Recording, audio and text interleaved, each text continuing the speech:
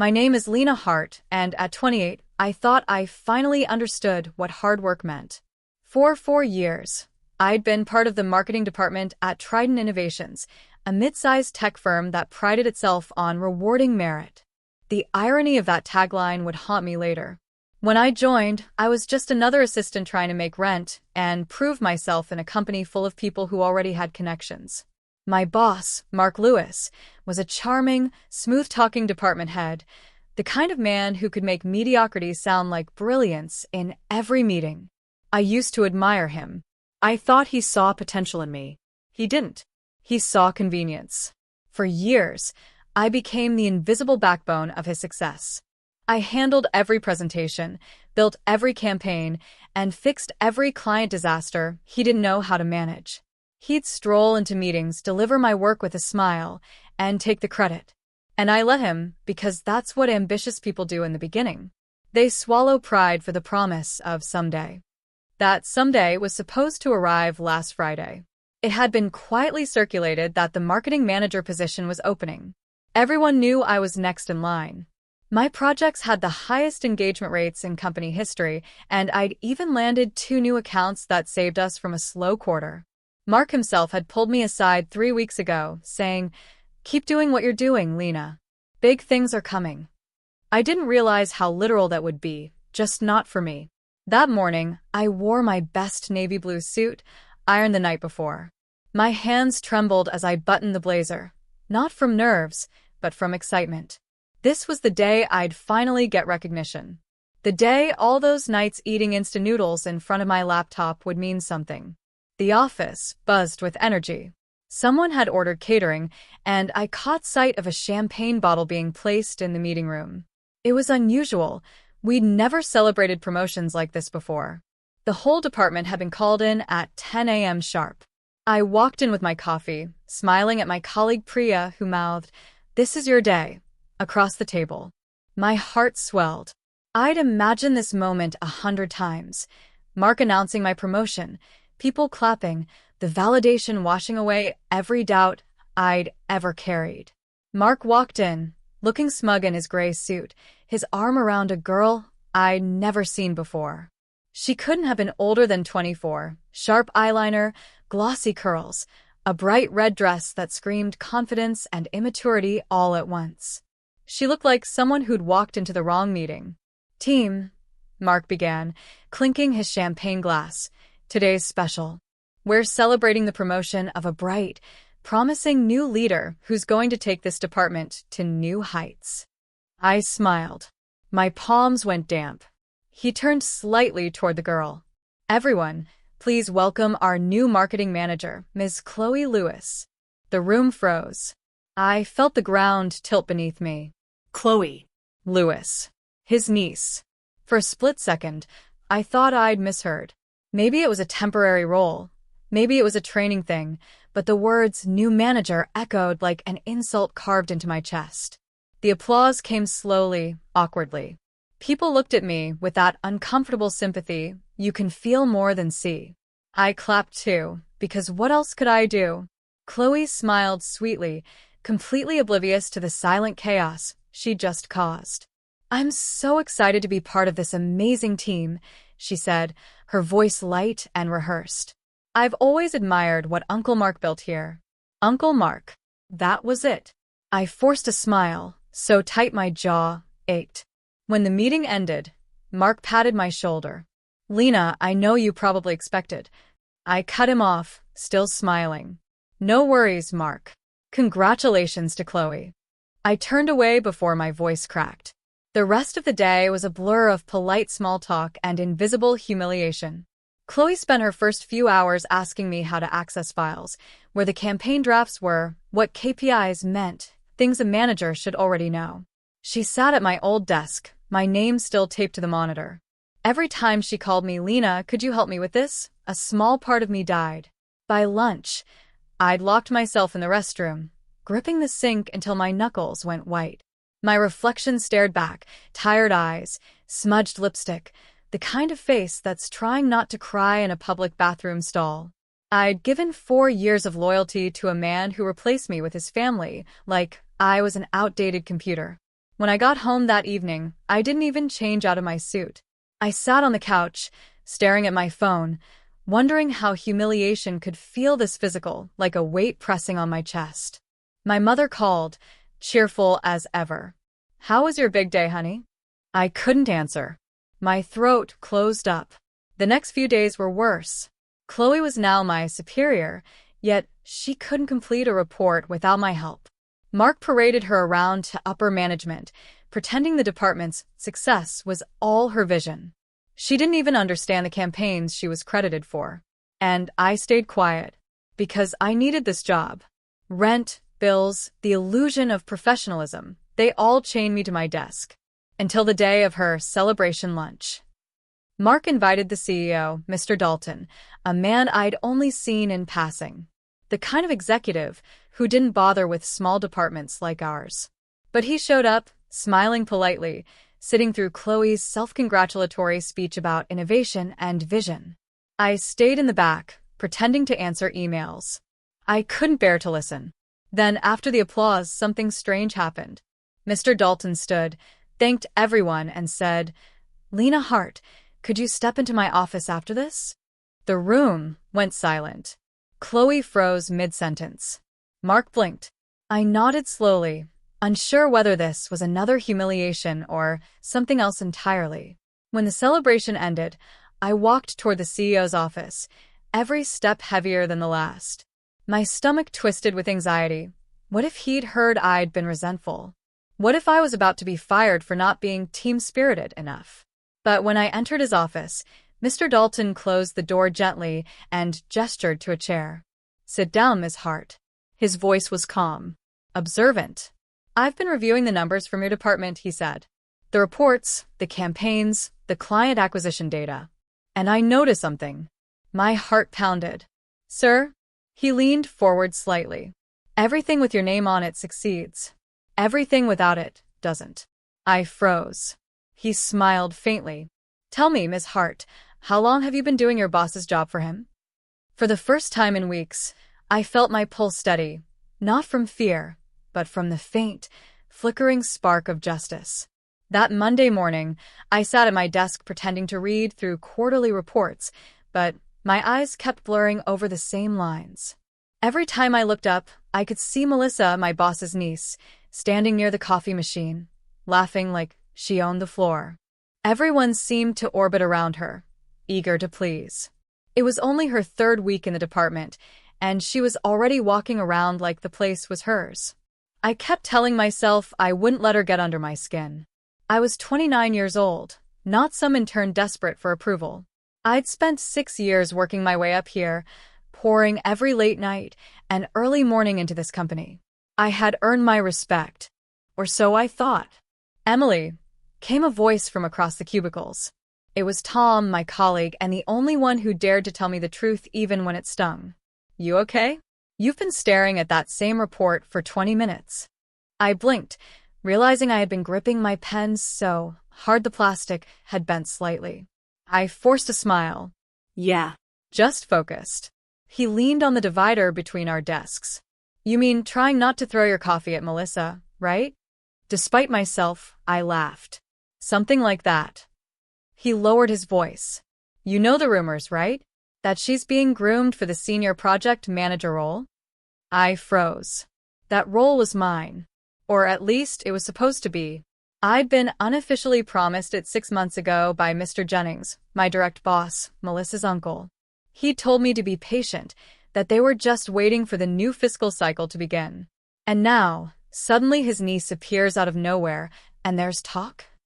I tried to brush it off, but the words settled like lead in my chest. 2 days later, I stayed late in the office, the glow of the city outside reflecting in the glass panels. Everyone else had gone home except for the cleaning crew. I was finalizing a client presentation that Melissa was supposed to handle but had handed off to me at the last minute. Typical. As I was closing the final slides, I heard voices near the conference room. Mr. Jennings's deep tone carried through the quiet hall. "She'll be a great face for the team. We need someone who can represent us well to the board," he said. Melissa's voice followed, soft and confident. "I just want to make sure the transition is smooth." Emily's been handling most of the groundwork, right?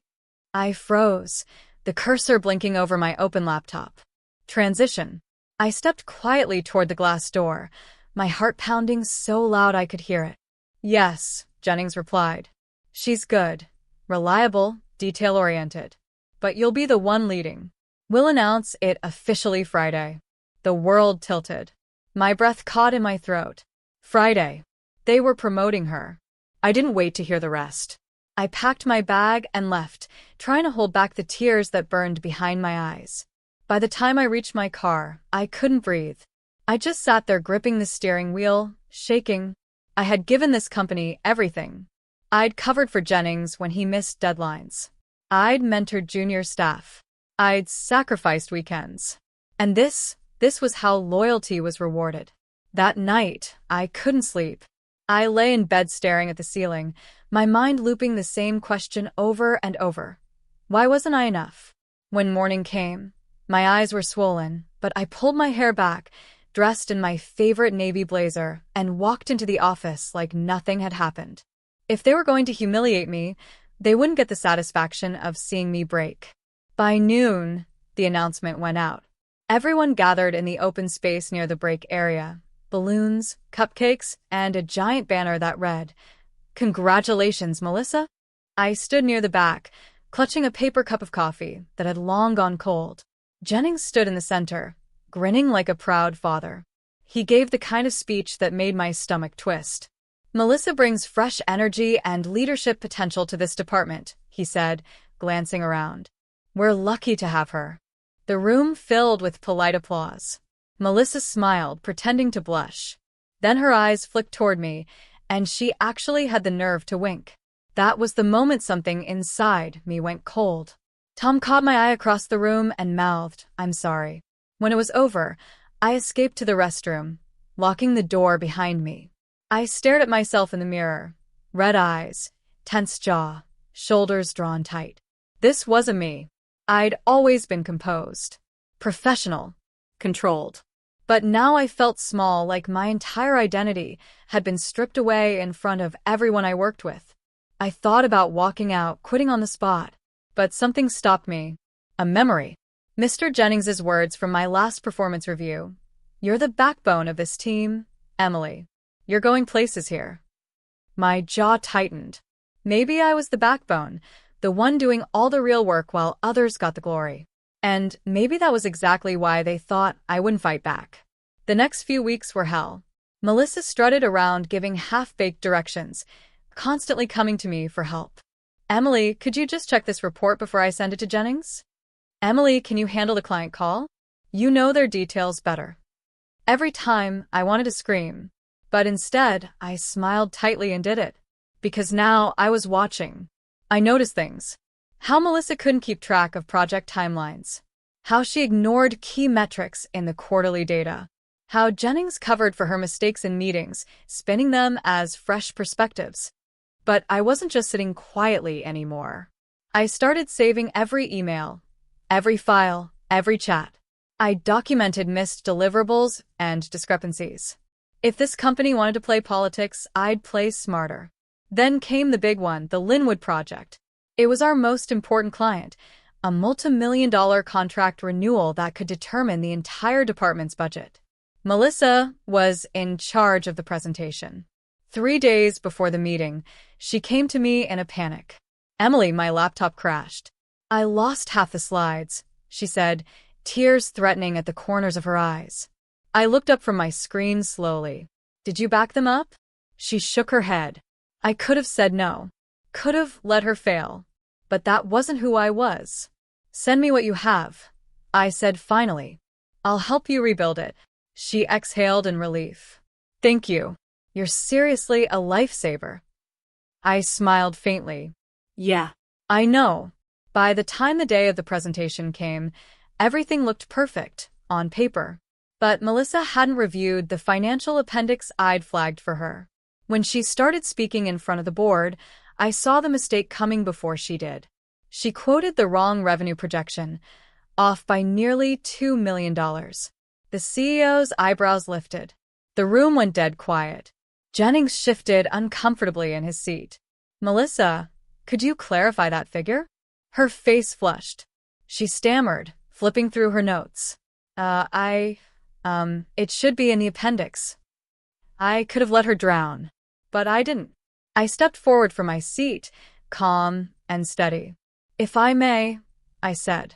The correct projection is $12.4 million, not $14.30. The variance is due to the revised vendor contract terms from last quarter. The CEO turned to me. Thank you. Emily, is it? Yes, sir. He nodded slowly. Good catch. Melissa gave a nervous laugh, muttering something about last-minute updates, but the damage was done. After the meeting, the CEO called out, Emily, could you stop by my office later today? Jennings glanced at me sharply, but I only nodded. Inside, though, my pulse was racing. That afternoon, I walked into the CEO's corner office, floor-to-ceiling glass, minimalist furniture, and a skyline view that made everyone else's cubicles look like boxes. He gestured for me to sit.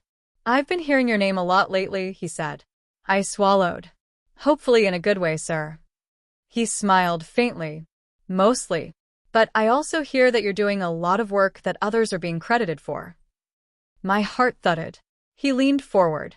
Tell me honestly, Emily, what's been going on in Jennings's department? I hesitated, torn between fear and exhaustion. I could lie. I could protect them all and keep my job safe. But something in me, maybe pride, maybe dignity, refused to stay silent. Sir, I said quietly, I think the wrong person got promoted. He didn't react immediately, just watched me, studying my face. Then he nodded once. That's what I thought. For a moment, the room felt completely still. The only sound was the faint hum of the city through the glass walls. The CEO, Richard Callahan, a man known for his calm intensity, didn't speak right away. He just leaned back in his chair, eyes sharp and thoughtful. Emily, he said finally, I want you to tell me exactly what's been happening in Jennings's department. And don't hold back. My hands trembled slightly in my lap. I wasn't used to speaking this freely, especially not to someone like him. But something about his tone made it clear that this was my one chance to be completely honest. So I told him everything. How I'd been handling major client presentations. How Melissa had been assigned leadership roles she couldn't manage.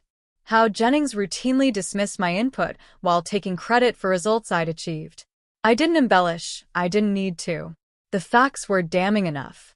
By the time I finished, Callahan was silent again, fingers steepled under his chin. When he finally spoke, his voice was low and measured. You've been patient, Emily. Too patient. I swallowed, unsure how to respond. He stood and walked to the window, looking out over the skyline. I don't make promotion decisions lightly. When Jennings proposed Melissa for the senior role, I had my doubts. But I gave him the benefit of the doubt because I trusted his judgment. He turned to face me. Now, I'm questioning that trust. My stomach flipped. I'm not asking you to make any accusations, he continued. But I am asking you to keep doing what you're doing, carefully, quietly. I'll be observing things more closely over the next few weeks. I nodded, unsure whether to feel relieved or terrified. Then he added something that stayed with me. Integrity isn't loud, Emily. But when it's consistent, it eventually becomes impossible to ignore. Walking out of his office, I felt like I was breathing air for the first time in weeks. But beneath the relief was a current of fear. If Jennings found out I'd spoken to Callahan, I knew he'd retaliate. And Melissa, she had her uncle's protection. I was walking a fine line. Back at my desk, Tom looked up expectantly. Well, what did he say? I lower my voice. He asked me to keep doing my job, but to watch. Tom raised an eyebrow. Watch. That sounds like corporate for we're about to blow something up. I gave a tight smile. Let's hope so. Still, a small part of me doubted anything would actually change. Big companies like ours didn't crumble over internal politics. People like me got overlooked all the time, swallowed up, forgotten. But then things started happening. The first sign came during a weekly budget review. Melissa had presented a revised cost forecast that was wildly optimistic. I noticed immediately that her projections ignored key overhead costs from the new vendor contract. Callahan joined the meeting unexpectedly, sitting quietly at the end of the long table. He said nothing as Melissa stumbled through her presentation, smiling too brightly, her confidence starting to crack. Then, halfway through, he looked directly at me. "Emily," he said evenly, "you've been handling the Linwood budget, haven't you? What's your take on these numbers?" Every head turned toward me. Jennings shot me a warning glance that practically screamed, "Don't you dare." But I wasn't the same timid employee I'd been a month ago. I opened the spreadsheet on my laptop. "With respect, sir, I believe these projections are inaccurate. We're likely to exceed costs by nearly 8% unless adjustments are made." Callahan's brows lifted slightly. 8%. Yes. Melissa's forecast doesn't include the updated maintenance fees from the new vendor. Those were approved 2 weeks ago. The silence that followed was deafening. Jennings cleared his throat. Yes, I think there's been a misunderstanding." But Callahan cut him off. "No, I think there's been negligence." Melissa's face went pale. After that meeting, the atmosphere in the department shifted. Jennings was suddenly less cheerful, more watchful. Melissa, once full of fake confidence, started shrinking from attention. Meanwhile, I kept my head down and worked. I didn't gloat. I didn't seek revenge, not yet. I just let the truth unfold naturally, piece by piece. And Callahan noticed. He started CCing me on department-wide communications. He called me into strategy meetings without Jennings.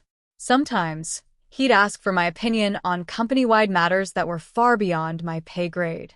It was subtle, but unmistakable. One Friday evening, as I was gathering my things, Callahan's assistant appeared at my desk. "Mr. Callahan would like to see you before you go," she said.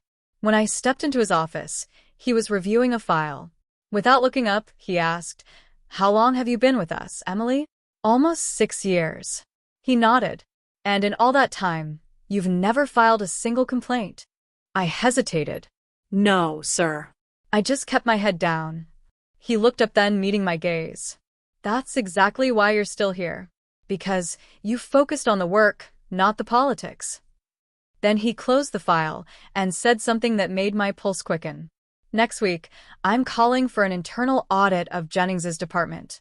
I'd like you to prepare a full summary of your current projects, every report, every deliverable, every communication trail. Be thorough." My throat went dry. "An audit." "Yes." "And Emily," his voice softened slightly, "I want you to know this isn't about revenge. It's about restoring balance. People like Jennings think they can manipulate the system because they assume no one will notice. But I've been noticing." That weekend, I barely slept. I spent hours combing through old emails and archived files, carefully compiling timelines of who had done what and when. What I found made my stomach churn. There were entire project milestones signed off by Jennings using my reports, with his name attached. Client deliverables that Melissa had presented as her own work. Revisions and strategies that I had written from scratch, stripped of any mention of me. And the deeper I went, the uglier it got. There were expense claims for client dinners that never happened, duplicate reimbursements, even forged signatures. By Sunday night, I sat staring at my laptop, my heart pounding. I wasn't just looking at unfairness anymore. I was looking at fraud. For a moment, I hesitated. Was I really about to expose all this? What if it backfired? What if they painted me as the problem, a jealous employee lashing out because she didn't get promoted? Then I remembered standing in that room with the cupcakes and banner, watching Melissa beam under the glow of my promotion. "No, not this time." Monday morning, I delivered everything to Callahan's office in a sealed folder. He flipped through the first few pages, then gave me a slow, approving nod. "This," he said quietly, "is exactly what I needed." Over the next few days, the investigation rolled out quietly, HR meetings, compliance checks, routine data verification. Word spread fast, and tension crackled through the office like static. Jennings stopped greeting people in the hallway. Melissa called in sick twice. Tom and I exchanged uneasy glances, knowing the storm was about to break. Then one morning, the email came. "Department meeting. mandatory attendance. 10 a.m., conference room A. When we walked in, Callahan was already there, flanked by 2 HR officers. Jennings and Melissa sat at the front, pale and silent. Callahan's tone was calm but cold. After a thorough internal review, we've uncovered serious breaches of integrity and misrepresentation within this department. Effective immediately, Mr. Jennings and Ms. Peterson are suspended pending further action. You could have heard a pin drop. Jennings tried to protest. His voice cracked as he stammered about miscommunication and clerical errors. But Callahan didn't waver. "I trusted you," he said simply. "You abused that trust. And you used good employees, including Emily, to cover your incompetence." Melissa's eyes filled with tears, but for once, I didn't feel sorry for her. Because in that moment, I realized something important. This wasn't just about revenge. It was about justice, about being seen, finally, for who I really was. When the meeting ended, people avoided looking at me. Not out of pity, out of shock. Tom approached quietly. "You did it," he said under his breath. I exhaled shakily. "No," I said. "The truth did." Still, when I returned to my desk, I found an email from Callahan waiting for me. Just one line. "See me at 4 o'clock. For the next few hours, my heart refused to settle. I didn't know what he would say, or what came next. But when 4 o'clock finally came, and I stepped into his office again, Callahan was smiling. "Emily," he said, standing to shake my hand, "how would you like to lead the department you helped build?" For the first time in months, I felt something lift inside me, something fierce and freeing. "I'd like that very much, sir," I said softly. The first day after Jennings and Melissa were escorted out, the office didn't feel like mine. Even though I'd been there for 6 years, even though I'd poured my heart into every project, suddenly the walls, the desks, the people, they all looked at me differently. Some with respect, some with envy, some with quiet suspicion. When I walked into the department that morning, conversation died instantly. I could feel every eye turned toward me, and I hated it. Tom, ever the brave one, broke the silence first. "Good morning, boss." That earned a few nervous chuckles. I smiled faintly. "Don't start," I warned, but there was warmth in my voice. Still, I couldn't ignore the tension. Jennings' supporters, mostly the ones who'd benefited from his favoritism, kept their heads down. Others whispered when they thought I couldn't hear. And me? I just focused on breathing.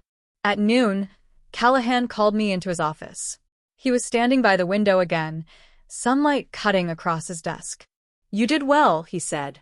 "But I know this won't be easy. People will resent you, not because you don't deserve it, but because you proved them wrong." I nodded. "I can handle that." "I know you can. That's why I chose you." He handed me a new folder. "These are your first leadership directives. Effective immediately, you're officially senior project manager. HR will make the announcement this afternoon." I stared at the folder, the weight of it sinking in.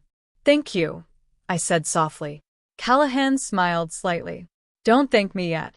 You're walking into a storm. But if anyone can bring order to it, it's you." By the time the official email hit the company inbox, the air in the department felt like static. I sat at my desk, pretending to focus on work, but inside, I was a mix of pride and dread. Tom appeared at my side, holding 2 cups of coffee. "Congratulations," he said, grinning. "Now you really are the boss." I accepted the cup with a weak smile. "Feels surreal." "It should. You earned this." I looked at him, then really looked. Tom had been there through it all. He'd seen the humiliation, the exhaustion, the betrayal. And yet, he never once treated me like a victim. "Thanks," I said quietly, "for having my back." "Always," he replied. But not everyone shared Tom's sentiment. By Wednesday, the murmurs started. She only got it because she exposed them. She's Callahan's new favorite. Let's see how long she lasts. I'd overhear fragments while walking past the break room or copier. It stung more than I wanted to admit. Because the truth was, I didn't want this position because of what I'd uncovered. I wanted it because I'd earned it, through years of late nights, flawless projects, and unseen effort. Still, the rumors persisted. So I did what I'd always done best. I worked harder. I rebuilt the project tracking systems Jennings had neglected. I called in client feedback. I started mentoring junior analysts, giving them the same chances I'd never had. It wasn't glamorous, but it was mine. A week later, I was in the middle of a late-night review when I heard a knock at my door. It was Callahan again. "Still here?" he asked. I smiled wearily. "Someone's got to fix what they broke." He chuckled softly and stepped inside. "I wanted to see how you're settling in." "Trying to find my footing," I admitted. He leaned against the doorway. "You know, when I first started here, I had a boss a lot like Jennings.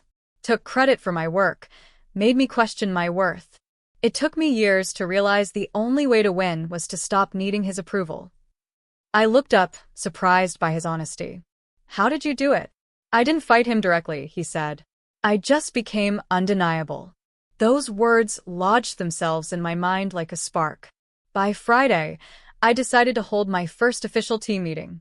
When I walked into the conference room, I could feel the skepticism radiating off some of them. Half the team still hadn't accepted me as their leader. The other half seemed uncertain, waiting to see which way the wind would blow. I stood at the head of the table and took a deep breath.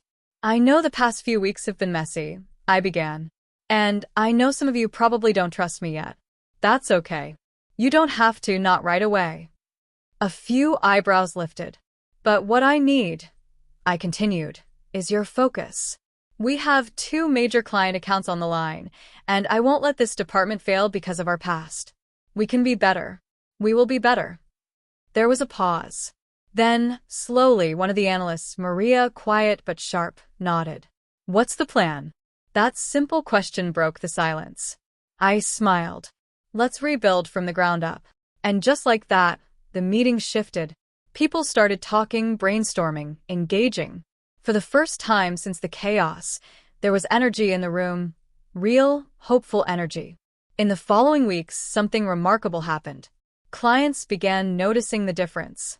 Our reports were more accurate, our delivery times faster.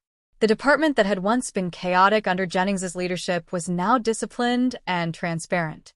Even Callahan stopped by one morning just to say, "Whatever you're doing, keep doing it." It was subtle, but I could see the tide turning. The whispers faded. The same people who doubted me were now asking for my input. It felt like breathing after being underwater for too long. Then, one afternoon, as I was reviewing quarterly data, I received an unexpected email. From Melissa Peterson, subject, "I owe you an apology." I froze. Against my better judgment, I opened it. "Emily, I know you have no reason to read this, but I need to say it. I wasn't qualified for that promotion, and deep down I knew it. I was just desperate to prove myself to my uncle. I let him push me into a role I couldn't handle, and I resented you because I saw how good you were. You didn't deserve what happened." I'm sorry. "Melissa." I stared at the screen for a long time, feeling a strange mix of emotions, anger, sadness, and, unexpectedly, closure. I didn't reply. There was nothing left to say. That night, I stayed late again, but this time it wasn't out of fear. I was finalizing a major presentation for Callahan, a proposal that would expand our division into strategic consulting. As I clicked through the slides, I caught my reflection in the dark window. Gone was the timid, exhausted woman who'd stood by while others took credit for her work. The woman staring back at me looked steady, confident, in control. I realized then that revenge wasn't always loud or dramatic. Sometimes it looked like success built on integrity, like proving, quietly and undeniably, that you were never the problem. The next morning, Callahan called me into his office again. "I've reviewed your proposal," he said. "It's brilliant." "Thank you," I replied, trying to hide the smile tugging at my lips. "You know," he added, "we're restructuring senior management next quarter. I'd like you to consider a director role." My heart stopped. "Director?" Yes. "You've demonstrated not just competence but leadership, and that's rarer than you think." I could barely breathe. "Think about it," he said, smiling. "I'll expect your answer next week."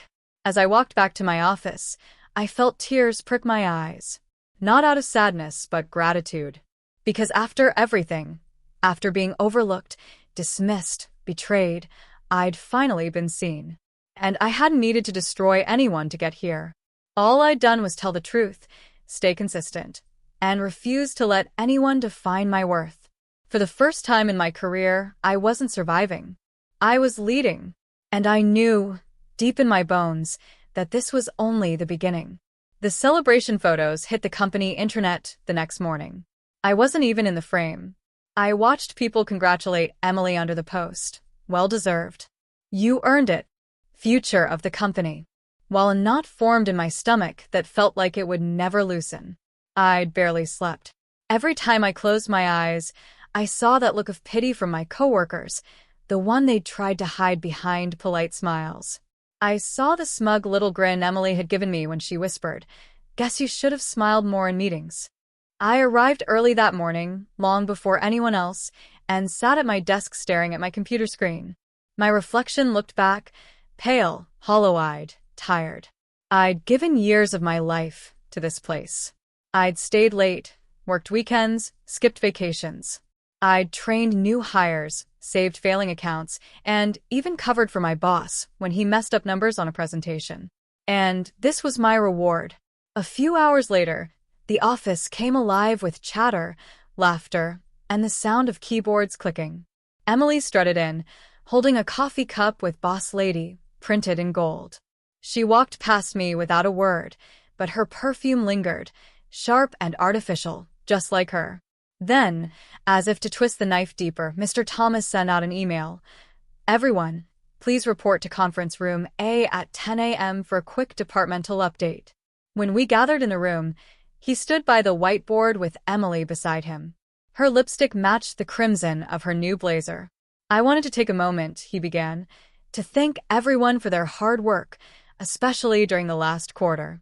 And of course, to congratulate Emily once again on her new position." People clapped. I did too, mechanically, because not clapping would draw attention. Then he said it, the line that made my stomach twist. "Emily will be overseeing the new regional accounts division," he said proudly. "She'll be taking over a few of the clients previously managed by Sarah." I froze. My name, hanging in the air like a slap. Emily turned to me with a smile that didn't reach her eyes. "Don't worry, Sarah," she said sweetly. "I'll take good care of your clients." There was polite laughter. I managed a tight smile, but inside I was shaking. That meeting broke something inside me, not because I lost a promotion, but because I realized how easily they'd erased me. After everyone filed out, I stayed behind, staring at the whiteboard. My projects, my strategies, my ideas, all now under her control. That's when I noticed something odd. On the corner of the board was a list of upcoming proposals for executive review. One of them, Expansion Initiative, East Coast Pilot, was mine. Except it was now labeled, Lead, Emily Carter. She hadn't even started her role, and she was already taking credit. That night, I sat in my apartment with the city lights flickering through my window. My laptop was open, and I stared at the spreadsheets and project files I'd created over the years. Every number, every slide, every note, I knew them by heart. I hovered my finger over the delete key. For a second, I wanted to wipe everything. Let them see how much they relied on me. But I didn't. That would make me look bitter. Petty. Weak. Instead, I did something else. I opened my private drive, the one no one knew about.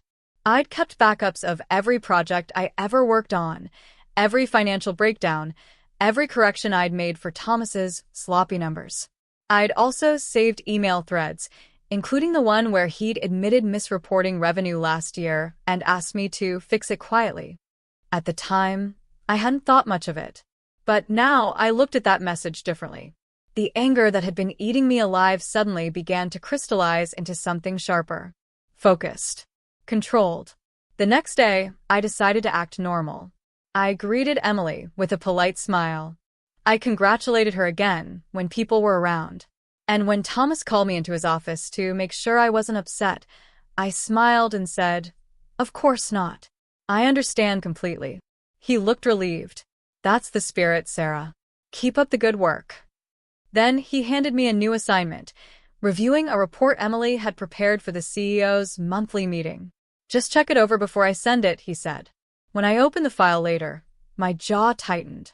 Half of the data was copied directly from a presentation I'd written months ago. She hadn't even changed the formatting. And worse, her figures were wrong. She'd inflated projected profits by nearly 20%. Whether that was incompetence or intentional, I didn't know. But I did know that if this report reached the CEO, she'd be questioned, maybe even exposed.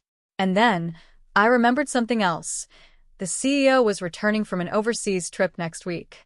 He'd scheduled one-on-one meetings with senior staff, including Thomas and Emily. An idea began to form. Over the next few days, I played my role perfectly.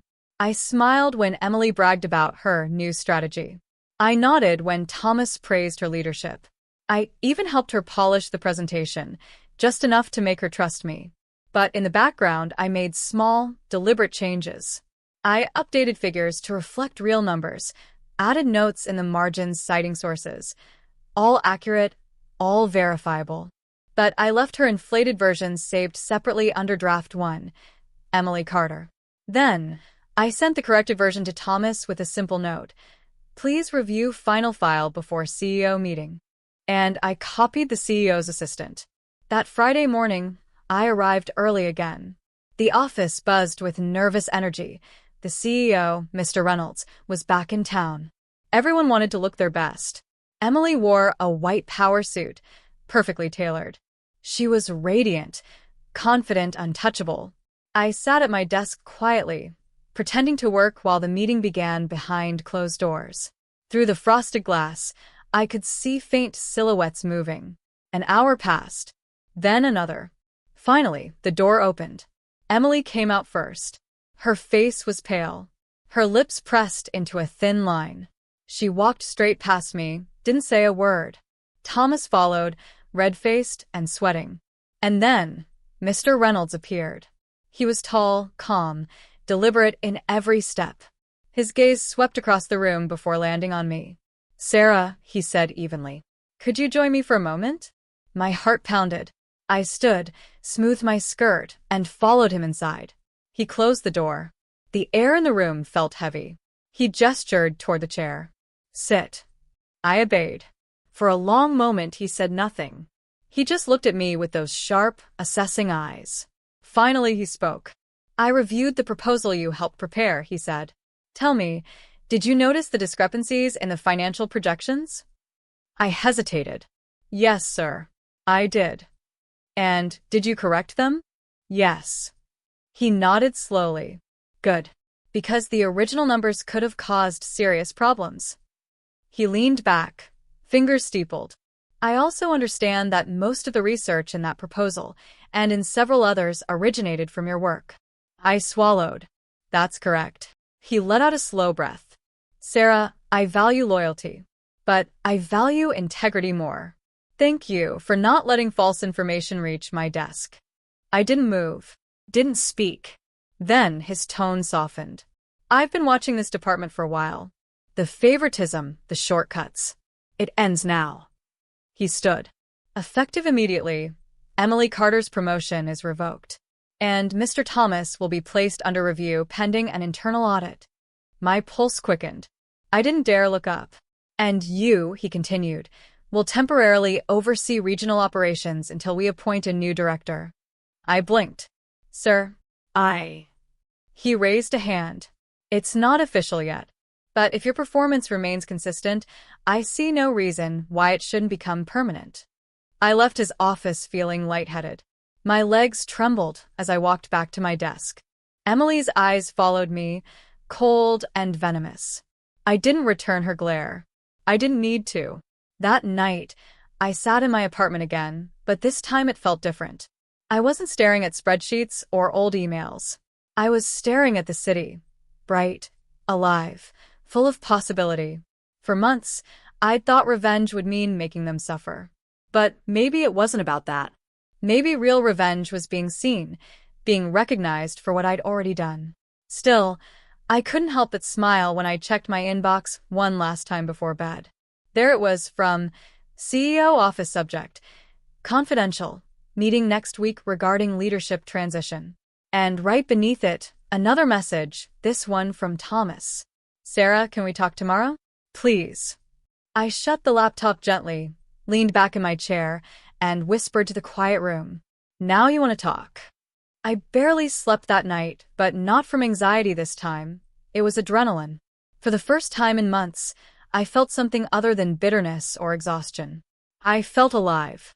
I kept replaying that moment in the CEO's office over and over again. The way his voice had been steady, fair, decisive. The way he'd said, "Favoritism ends now." When I walked into the office the next morning, the air was different. Whisper heavy. People glanced up from their desks, eyes darting between me, Thomas's closed door, and Emily's empty cubicle. By mid-morning, the rumors had spread like wildfire. Thomas had been suspended pending investigation. Emily hadn't shown up at all. And HR had sent an email announcing an interim departmental restructuring. My name was in that email, Interim Regional Operations Lead, Sarah Mitchell. I stared at the screen, heart hammering. My hands trembled slightly as I scrolled down, rereading it, making sure it was real. It was. I expected to feel vindicated, maybe even triumphant. But what I felt was quiet, like a long, heavy silence after a storm. I spent most of the day sorting through the chaos Thomas had left behind. His office was a mess of unfinished reports and signed approvals and badly kept client files.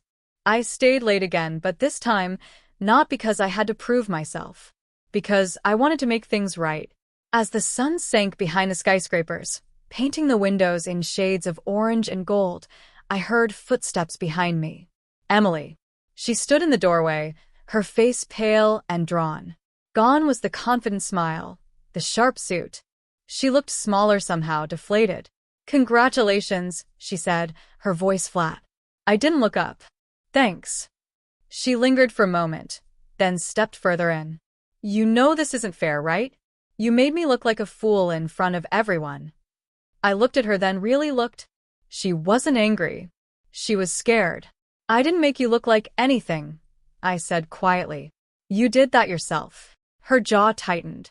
"You think you're better than me?" "No," I said. "Just more honest." She laughed, sharp, humorless. "Do you have any idea how hard I've worked to get here? My uncle believed in me." "Your uncle covered for you," I said, my voice calm but steady. "And you took credit for things you didn't understand." Her eyes glistened. I didn't mean for it to go this far. I almost believed her. But then I remembered the smirk on her face when she'd taken my clients, the way she'd humiliated me in that meeting. "Maybe next time," I said, standing, "you'll learn the difference between opportunity and entitlement." She stared at me for a long moment, then turned and left without another word. When the door clicked shut behind her, I sat down again, hands trembling slightly, not from fear, but from the weight of it all finally hitting me. The following days were a blur. Meetings, audits, apologies, HR investigations. Turns out, Thomas had been funneling resources into side projects to boost Emily's performance numbers, reallocating staff hours, manipulating client reports, even directing bonuses to her department. The evidence was undeniable. By Friday, he was gone. The CEO, Mr. Reynolds, called me into his office again that afternoon. He smiled faintly as I entered. "Busy week for you, Sarah." "That's one way to put it," I said with a small laugh. He gestured for me to sit. "You've handled this transition with remarkable composure.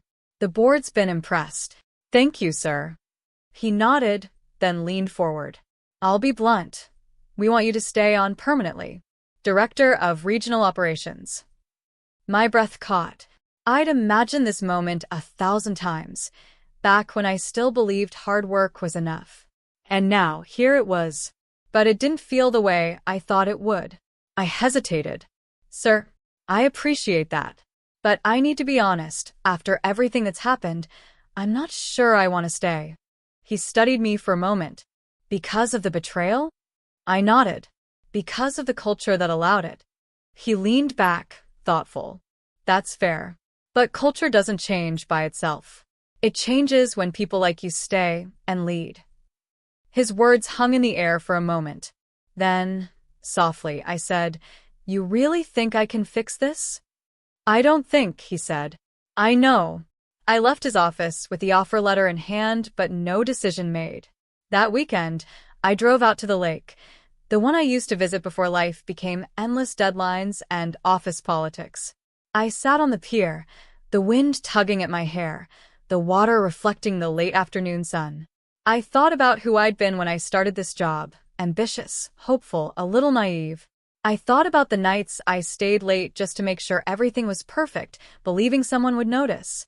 I thought about the betrayal, the humiliation, the anger. And then, I thought about the woman I'd become, stronger, sharper, quieter in my confidence. When I went back to the office Monday morning, I placed the signed letter on Mr. Reynolds's desk. "I'll take the position," I said simply. He smiled. Good. "I expected you would." Over the next few months, things began to change. Slowly but noticeably.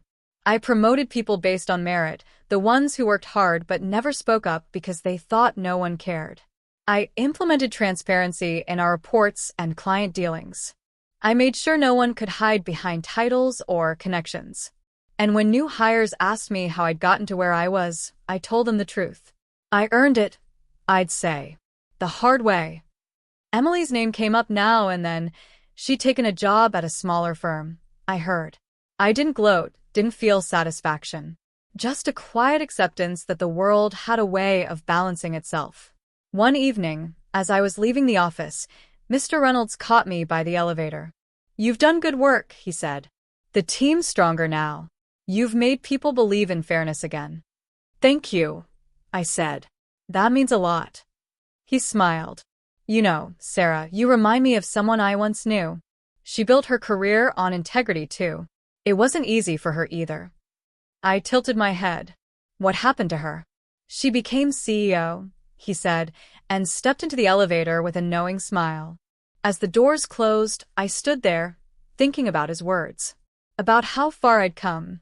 Later that night, I sat on my balcony with a glass of wine, the city lights flickering below. For the first time in years, I wasn't thinking about the next project or the next problem. I was just at peace. The betrayal had hurt. Deeply. But maybe it had been necessary. Maybe without it, I wouldn't have learned that my worth wasn't tied to anyone's approval, not a boss's, not a title's, not even a company's. The truth was simple. I hadn't just survived what they did to me. I'd rebuilt something better in its place. And that, I realized, was the most satisfying revenge of all. Still, I couldn't shake one lingering thought. The look on Emily's face that day in the office. The fear. The shame. I hoped, quietly, that one day she'd learn from it. That she'd understand what real success looked like, not power, not favoritism, but respect. As the wind rustled through the trees and the city buzzed far below, I whispered to myself, half a smile on my lips. They thought they could bury me. But I wasn't a seed. I was the storm. A year can change everything. 12 months after that night, the night I accepted the role I once thought I'd lost forever, I stood in the same office, only now it felt entirely different. The fluorescent lights seemed softer. The walls didn't close in anymore. The energy in the air had shifted. Less fear, more focus. People smiled when I walked past, not out of obligation, but because they wanted to. Sometimes I still caught myself waiting for the tension to return, for the old power games to creep back in. But they didn't. Because I'd built something different here. Something real. My nameplate now read Sarah Mitchell, Director of Regional Operations. I still wasn't used to seeing it. There were days I'd catch myself touching the edge of the plaque like it was proof I hadn't imagined it all. I'd been through so much. Betrayal, humiliation, exhaustion. But this wasn't the end of my story. It was the beginning of the one I was meant to live. It was a Friday morning in late spring when Mr. Reynolds called me into the conference room. His tone on the phone had been warm but formal, a combination I'd come to recognize as important news. When I entered, he was sitting at the head of the table with a few board members. There were coffee cups, a stack of reports, and an unmistakable air of ceremony. "Sarah," he said with a smile, gesturing for me to sit. It's been a full year since we put you in charge of operations. The numbers speak for themselves. Client satisfaction up by 24%, turnover down, productivity through the roof. I smiled modestly. I can't take all the credit. The team. The team reflects its leader. One of the board members interrupted. You've built something solid here. Mr. Reynolds leaned forward. Which brings me to the point. The board voted unanimously this morning. We're promoting you to Vice President of Regional Strategy. For a moment, the room blurred. VP. It was the position Thomas had once said I'd never be ready for. I managed a steady smile, though my throat tightened. I don't know what to say. Say yes, Mr. Reynolds chuckled. I nodded slowly. Then yes, absolutely. As the meeting ended, I shook hands with each of them, my heart still racing. When the door finally closed behind me, I stood in the hallway, taking a deep breath. The last time I'd walked out of a meeting like this, I'd been humiliated. I'd watched my boss hand everything I'd worked for to his niece while the office applauded. And now, here I was, standing taller, holding my own, my success undeniable. I wanted to cry, but instead I smiled, because this time, I'd earned it. Later that afternoon, I was on my way out of the building when I heard a familiar voice call my name. Sarah? I turned. Emily. She looked different, older somehow. Not in age, but in spirit. Her usual glossy polish was gone. Her hair was tied back, her makeup faint. She wore a simple blazer and carried a folder pressed tightly against her chest. I didn't know you worked nearby, I said carefully. She nodded, a hesitant smile on her lips. I started at Bravestone Consulting a few months ago. Smaller firm, but honest work. I caught the faint note of humility in her voice. The same woman who once flaunted privilege like armor now spoke with a trace of vulnerability. I'm glad to hear that, I said sincerely. She shifted the folder in her hands. I heard you've done really well. VP now, right? I nodded. Just today. Her eyes flickered, part admiration, part sadness. You deserve it, Sarah. You always did. It was strange hearing that from her. Thank you, I said softly. And I mean this, I hope you're doing better now. She gave a small, genuine smile. I am. It took me a while to see things clearly. I used to think connections were everything. Turns out, integrity lasts longer. We stood there for a moment, two women shaped by the same storm, now finally at peace with it. Before she turned to go, she said, For what it's worth, I'm sorry. For all of it. I nodded. Apology accepted. And I meant it. As she walked away, the late afternoon light fell across the lobby. Soft, golden, forgiving. For the first time, I realized forgiveness wasn't about letting someone else off the hook. It was about freeing yourself from the chains of resentment. The following weeks were a blur of new responsibilities, travel, and meetings. My name started appearing in emails from executives in New York, London, Tokyo. I was sitting at tables I'd once only dreamed of. But every time I felt overwhelmed, I'd think back to that girl, the one sitting alone in her apartment after losing the promotion, replaying every moment of her humiliation. The one who almost quit. She didn't quit. She fought through every whispered rumor, every stolen opportunity.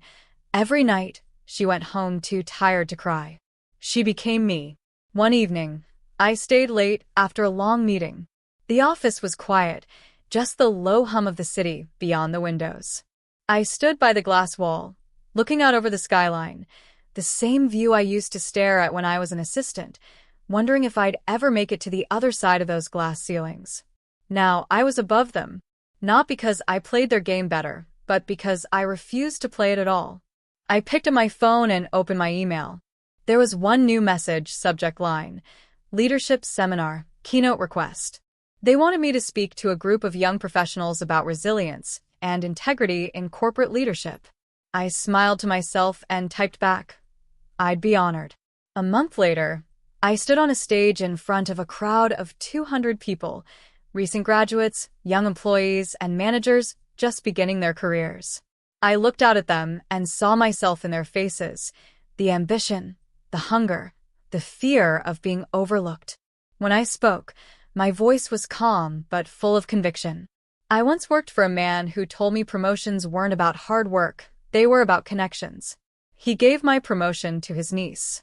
I thought that was the end of my story, but it wasn't. It was the beginning.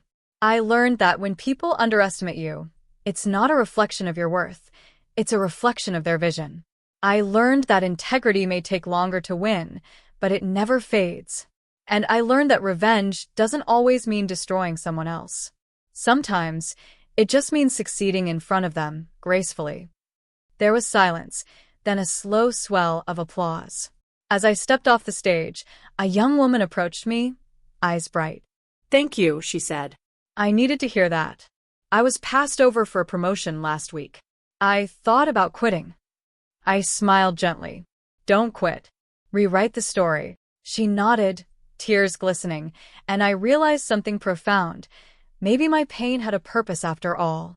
Maybe this was it. That night, I sat on my balcony again, watching the lights of the city flicker like constellations.